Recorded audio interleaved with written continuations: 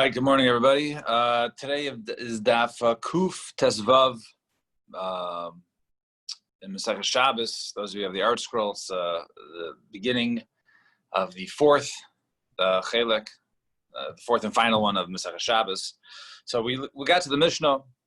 Kol Kisvei HaKodesh Matzilon Osam Mipnei Adleika. All Kisvei HaKodesh, all things that are written, holy things that are written, holy Tanakh, should be saved. Now, there's two issues going on here. One is an issue of exerting extra effort on Shabbos. So one is allowed to go ahead, and if there's a fire in a building, to go ahead and remove the scrolls, even though you're not going to be using it now, but the purpose of taking out is just for saving.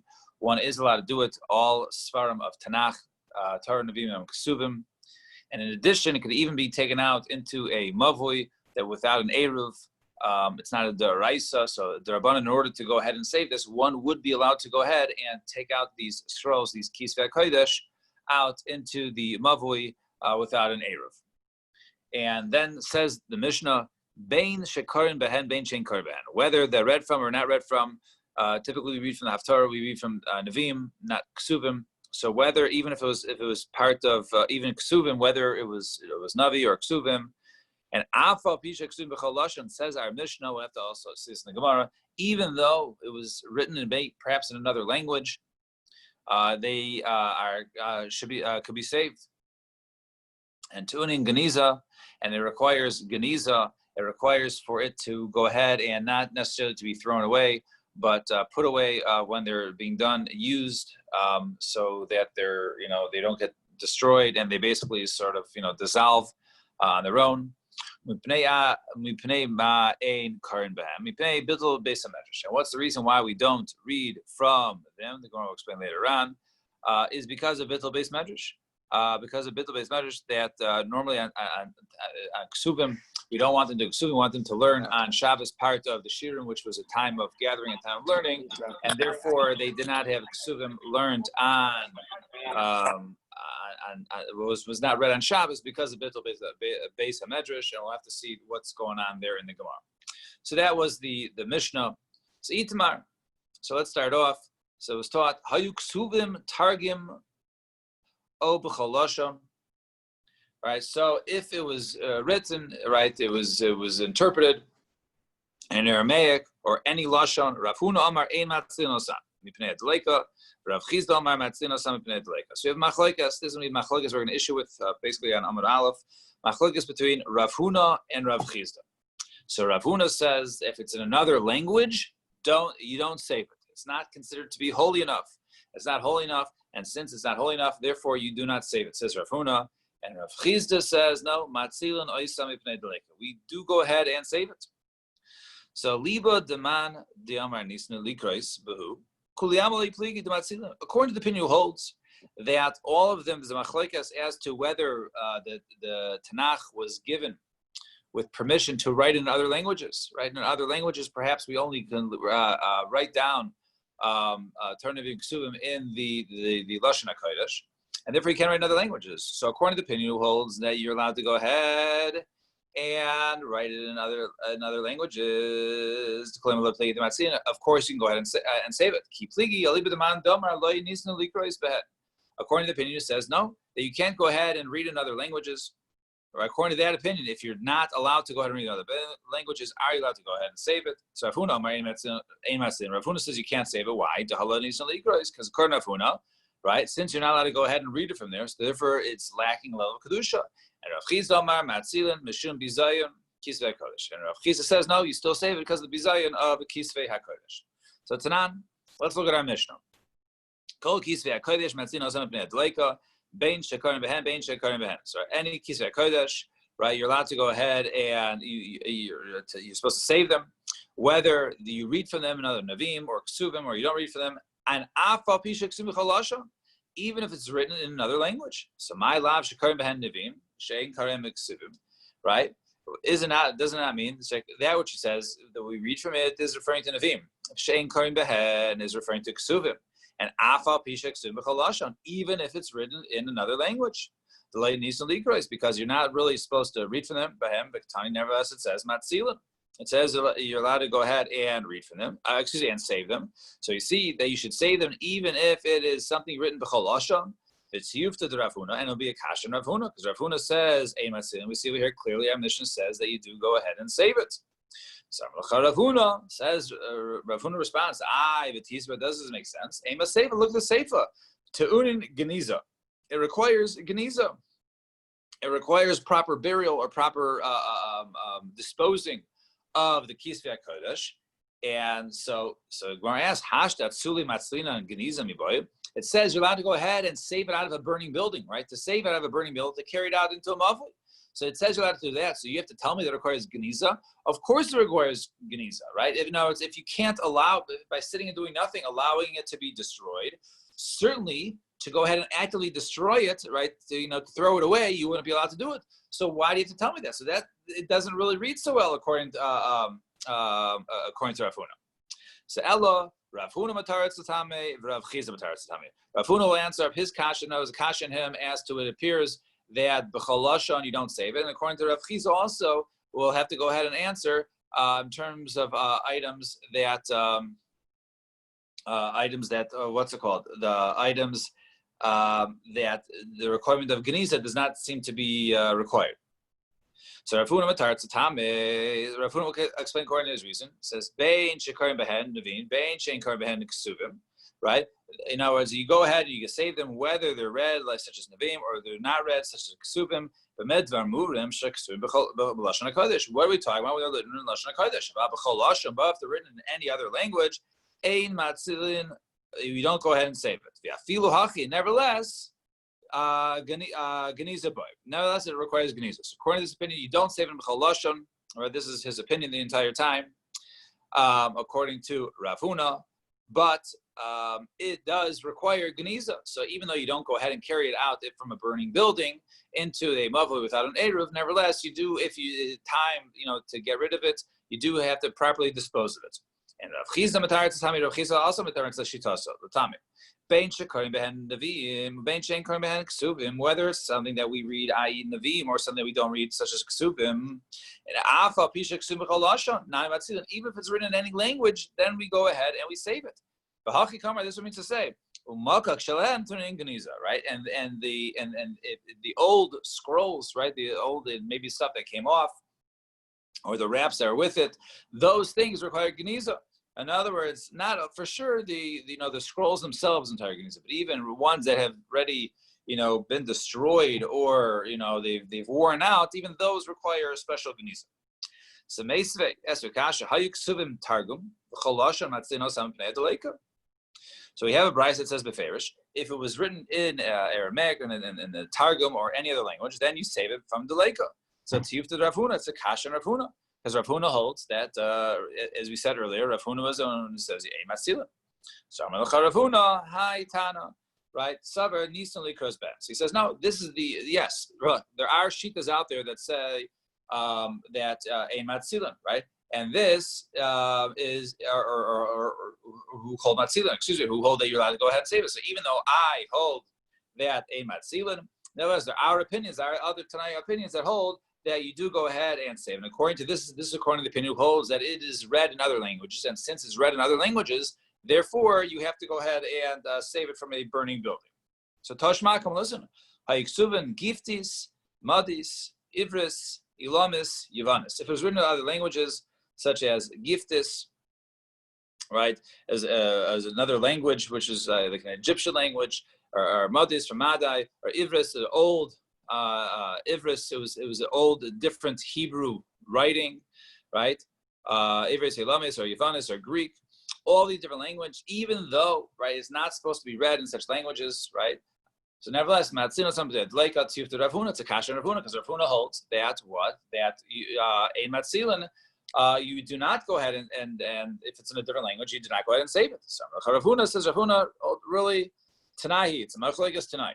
The Tanya is learning a brayso. Hayuk Suvim Targum b'chol lashon. If it was written in Targum, if it was written in the Aramaic translation or any other language, Matzilin oisam mipnei adleika, you save it from a fire. Rabbi Yosi Aimer ein matzilin oisam mipnei adleika. Says Rabbi Yosi, You don't go ahead, since it's written in other languages, it doesn't have the level of Kedusha, and therefore you do not go ahead and save it from a fire. And Amar Rabbi Yosi says, Rabbi Yosi, and this is the reason for that little picture of the generations. Amar Rabbi Yosi, Maisa, Ba'aba, Khalifta, Shahalach, Eitzel, Rabbi Gamliel, the Ribi Litviria. So one time there was a Maisa, right, with Abba Khalafta, right, that he went to Rabbi Gamliel Baribi. All right. And he went to go ahead and to see him. Tveria, I guess he saw him in Tveria. He saw that he was sitting on the table of the Yochanan HaNazir. He saw on it was a translation of Sefer Eov, and he was learning from it. Summer low. So he says, Rabbi Gamliel Baribi said to him, Zachar ani the Rabbi Gamliel Avi Avicha. Right? I remember, right, that your grandfather, Rabbi Gamliel, who was your grandfather, he was standing over there by the Habayis. Of Sefer Eov Targum. They brought once again a translation of Eov, just like you're reading from the Amar Lebanai, and he told the builders of there, Shakir Tachas Hanidbach, go ahead and put it under the stones, right? In other words, you're not allowed to go ahead and have it. Go ahead and bury it and put it inside the bricks of the wall that you're building. And Afut Siva Allah V'Gunazum. And he also said, and Baribi also was the one who told him also to put it away. In other words, you're not allowed to have it. You have to hide it away.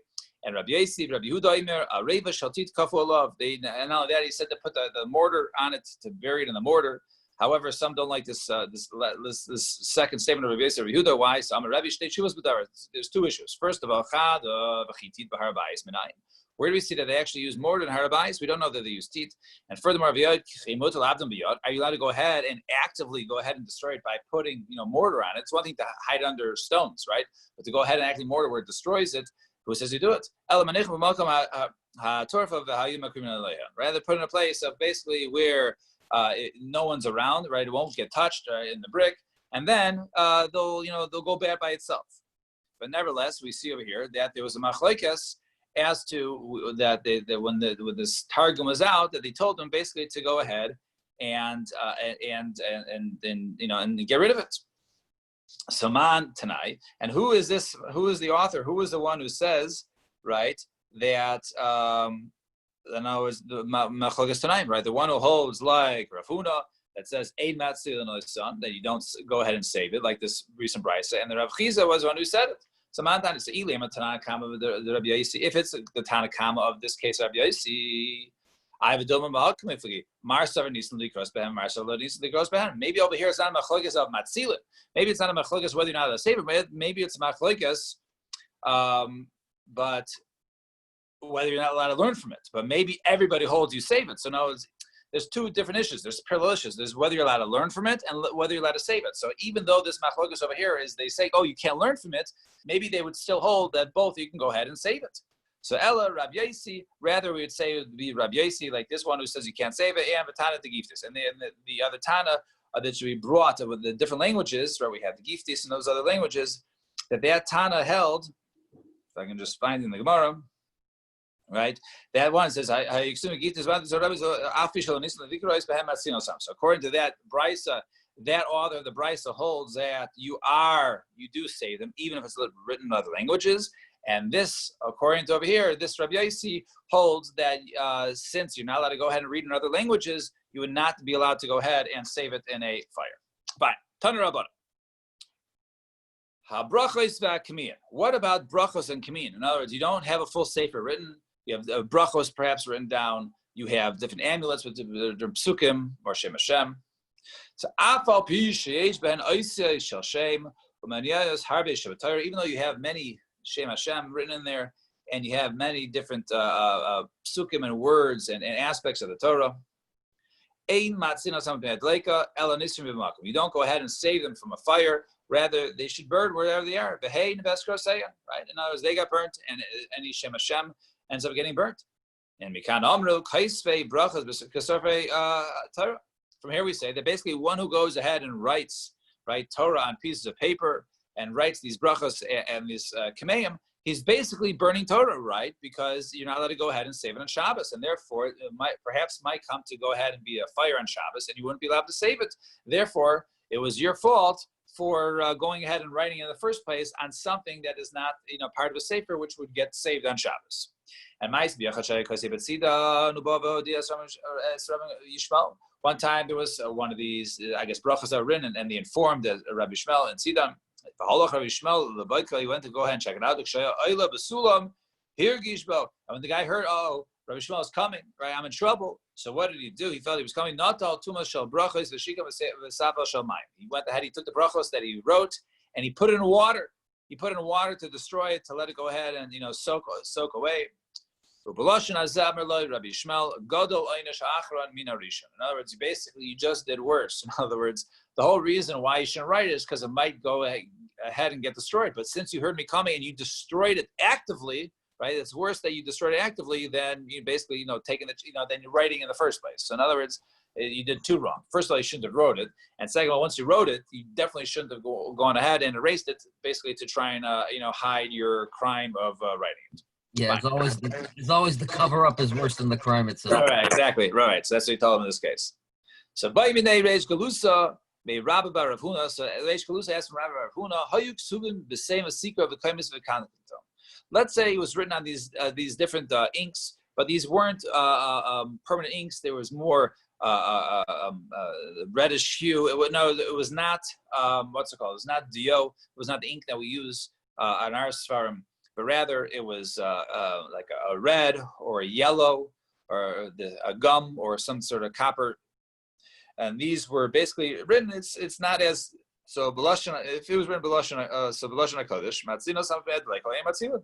Let's say that was written with the wrong type of ink, or some sort of more temporary, not as permanent, but it was written in Lashon HaKodesh.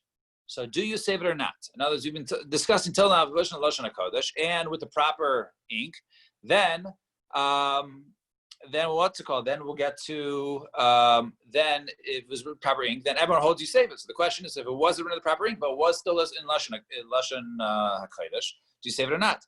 You could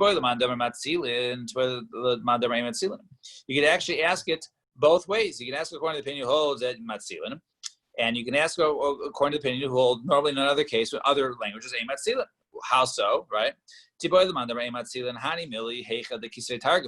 opinion who holds that normally you don't save it if it's written in other languages. That's only talking about what's written in Aramaic or different languages of Al-Hacha. But over here, the Kisvei V'Lashon HaKodesh, since it's written in the proper language, even though it was written in red ink or yellow, wasn't written in the proper one, maybe over here you would go ahead and save it. Dilma, or maybe Afilaman Der Matzilin, even according to the opinion who holds that's Matzilin, that you do go ahead and save it. Hani Mili Hecha de Ksive V'Dio Demika. That which we say you save it normally from the even other languages, that's only where it's something it's permanent ink. But over here, over here, since it's not in permanent ink, then you would not be allowed to go ahead and save it because eventually it's going to go bad. So Amarle ein matzila. So he answers him, you're not allowed to go ahead and save it from a fire, even if it's written in other inks, right? Let's say a less than a permanent ink. So it goes, Rav Hamnuna taught in a brayso that says you are allowed to go ahead and save it. So Amarle, Tanya. So he says, okay, you're right. If you saw it in a brayso, then I stand corrected. Then it must be that you do go ahead and save it if it's in other inks.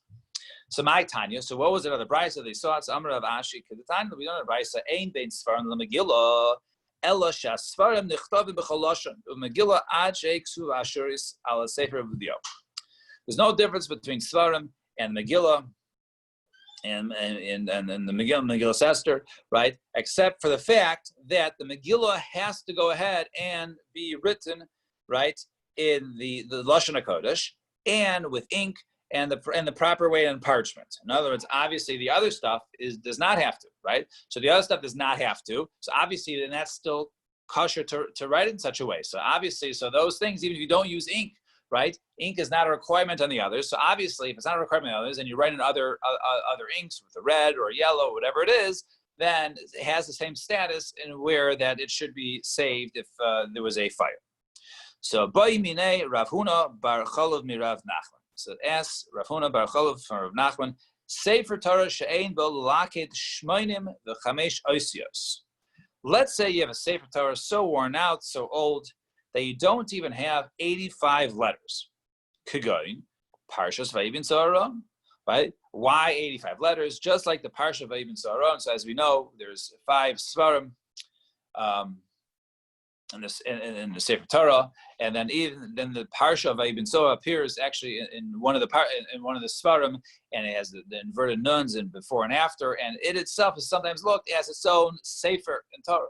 So it's obviously the smallest one. It's only, I think, a couple psukim. So, but it's a total of 85 letters. I did not go ahead and count. I'm assuming, right? But it's 85 letters. So just like we see the minimum amount of a sefer is 85 letters. So let's say you have a sefer from a Sefer Torah, and there's 85 letters. So if there's less than 85 letters, you go on Parshas Vayibin Tzara, Matzino Samavid Leika, or Eimatzin. Do you go ahead and save it, or you do not save it if there's not 85 letters? So why don't you ask from about the Parsha of Vayibin Tzara itself? So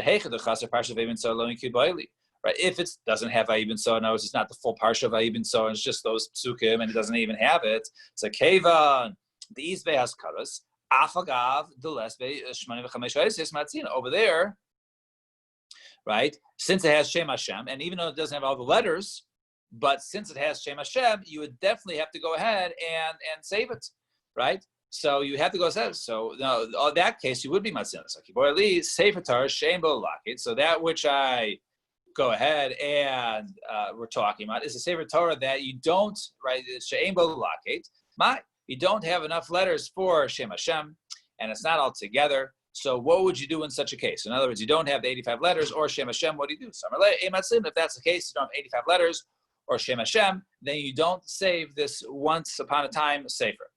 So Targum Shekasu Mikra, Mikra Shekasu Targum.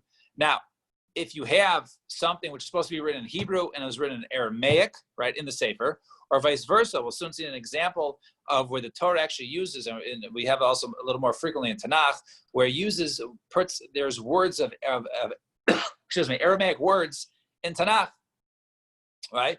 And that if those were written not in Aramaic, but written in the Hebrew translation of the Aramaic. In other words, it was written wrong. Either it was supposed to be in Hebrew and then went to Aramaic, or Aramaic, it was written in Hebrew. So Targum Shekasu Mikra, or Mikra Shekasu Targum, or Ksav Ivris, or Ksav Ivris, which is the older Hebrew type, which is not the Ar Lashon HaKodesh is written in. Matzilin Mipnei Adeleka, right? You save it from a fire. Certainly you don't have to tell me that if it was written like the different psukim that were supposed to be written in Aramaic and supposed to be written in Targum from Ezra and Daniel, right? Those places where they have full prakim in Aramaic. Certainly, if those were written in Aramaic as they're supposed to be, then we do go ahead and save it. So now Targum Shabbat Torah Maini. What is this Targum of the Torah? What does it mean that Targum of the Torah you wrote it in Hebrew? All right. So the pasuk says over there by Lavan, right? I'm just reading for the side. The pasuk says Vayikol Lavan Yigar Shadusa. Yaakov Kara Lo Galid, right? So he called it Yigar Shadusa. Yigar Shadusa is actually Aramaic. So in other words, the word Yigar Shadusa was written in Hebrew, right? The Hebrew translation of it. And the Alpha got the Lesbe Shmanim Chameshes, yes. So over there, even though there's not 85 letters in that way, right? Nevertheless, we see over there's less than 85 letters that can be saved. So Kitanahi Lahashlim. So no, over there it doesn't mean that it was only by itself. Rather, it means that it's right. In other words, that there wasn't enough over there, and now it's included with all the other letters was not 85. That's the reason why Ein Matzilin. That was the reason why Ein Matzilin. So no, but if the other interpretation does add up to 85 letters, then it would be included, and then 85 letters from around would be enough for them to go ahead and be required to save. And Iboilu Hani Shmanim v'Chameshoises Mechunasais or Mefuzaras. Are they all together or are they gathered? So Rav Huna Mechunasais. Rav Huna says no, it has to all be together. Rav Chiz Omar Afilu Mefuzaras. Even if it's spread around throughout the sefer, then it'll be the 85 letters okay. So Mesi has a kasha sefer Torah shavala. If you have a sefer Torah that was all worn out, if you can gather, right? If you can gather 85 letters, then could go in Parsha Vayibin. So as right, like the amount of the Parsha of Vayibin Saron, then Matzilin they can say Matzilin. If not, you can't go ahead and save it. So to Rav Huna. It's like Kash and Rav Huna, because Rav Huna says they have to be all together. But over here, it seems to say locates, right? To go ahead and gather. It sounds like they're not in the same area. So Takim Rav Chizda, Liba to Rav Huna b'Seva. So now over here, Rav Chizda would say we're talking about the words. In other words, that it's not that the all have to be written together. Rather, the words, there have to be complete words, and all the letters of the words, even though the words aren't all together, but each word has to be in full. So therefore, right, when you have the words that are written full, even though they're not all together, they're spread out, but as long as words are full, then you count the letters of the words. If there's 85 total letters of the spread out words, right? Lafi, according to Rav Huna, right? So according to Rav Chizda, so therefore that would be okay. In other words, even though it's spread out, but it means that the words are spread out, but not necessarily the letters. The letters are all written in the words. And we'll stop here at the Tanur Rabbanan. So shkayach, everybody. Everybody have a wonderful day. And tomorrow, Mr. Hashem, we'll continue from here. Shkayach.